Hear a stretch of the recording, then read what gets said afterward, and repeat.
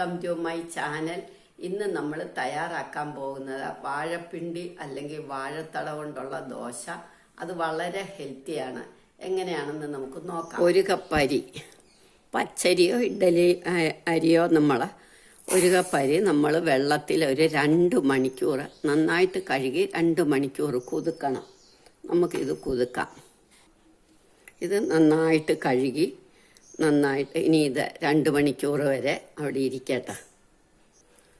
അരി കുതിർന്ന് 2 മണിക്കൂറായി. അപ്പം നമുക്ക് വാഴത്തട അരിയാം. ഇത് വാഴത്തട അല്ലെങ്കിൽ പിണ്ടി.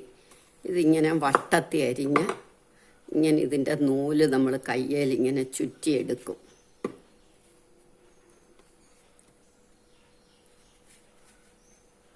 ഇങ്ങനെ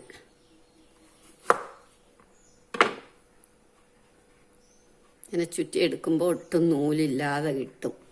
ഇങ്ങനെ നമുക്ക് ഈ പിണ്ടി മുഴുവൻ അരിഞ്ഞെടുക്കാം. ഇങ്ങനെ നമ്മൾ പിണ്ടി മുഴുവൻ അരിഞ്ഞു. ഇനി നമുക്ക് ഈ പിണ്ടി അരിയും കൂടെ മിക്സിയിലിട്ട് നന്നായിട്ട് അരയ്ക്കണം.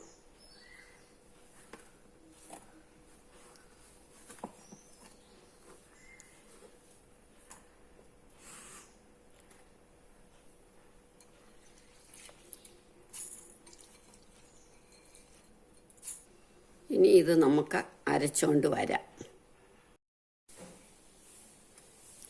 ഇപ്പം ഇത് നമ്മൾ നല്ല വൃത്തിയായിട്ട് അരച്ചു കഴിഞ്ഞു. ഇനിയും പാകത്തിന് ഉപ്പിടണം.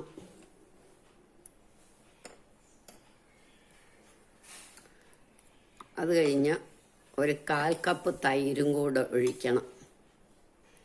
ഇതിനകത്തേക്ക് 1/4 കപ്പ് തൈര്, കുറച്ച് മല്ലിയിലയും പച്ചമുളകും അരിഞ്ഞത് എല്ലാം കൂടി ഇട്ട് ഇളക്കി നമുക്ക് ദോശ ഉണ്ടാക്കാം.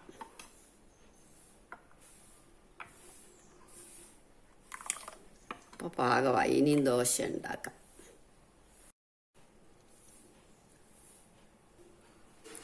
ഇനി നമുക്ക് ഇതേമാതിരി ഒരു ദോശക്കല്ല്, നോൺ സ്റ്റിക്കോ സാധാരണയോ ഏതെങ്കിലും ഒരു ദോശക്കല്ല് വെച്ചിട്ട് നമുക്ക് ദോശ ഒഴിക്കാം. ഇനി നമുക്ക് ദോശ ഒഴിക്കാം. കല്ല് ചൂടായി.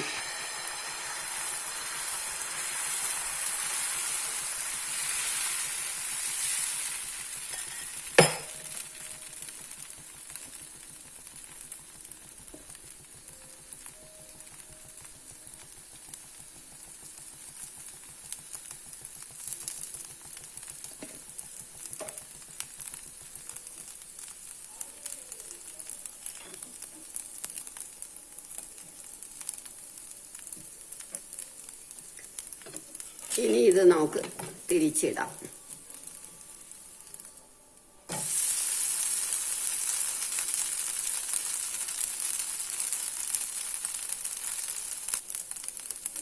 മല്ലിച്ചട്ടണിയോ പുതിന ചട്ടണിയോ തേങ്ങാ ചട്ടണിയോ എന്ത് വേണേലും ചേർത്ത് നമുക്ക് കഴിക്കാം. ഇങ്ങനെ നമുക്ക് എല്ലാ ദോശയും ഉണ്ടാക്കിയെടുക്കാം.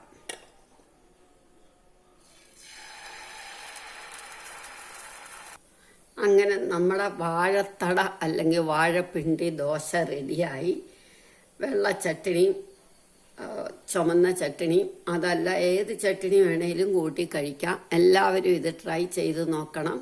ഇഷ്ടമായെങ്കിൽ ലൈക്ക് ചെയ്യണം, സബ്സ്ക്രൈബ് ചെയ്യണം.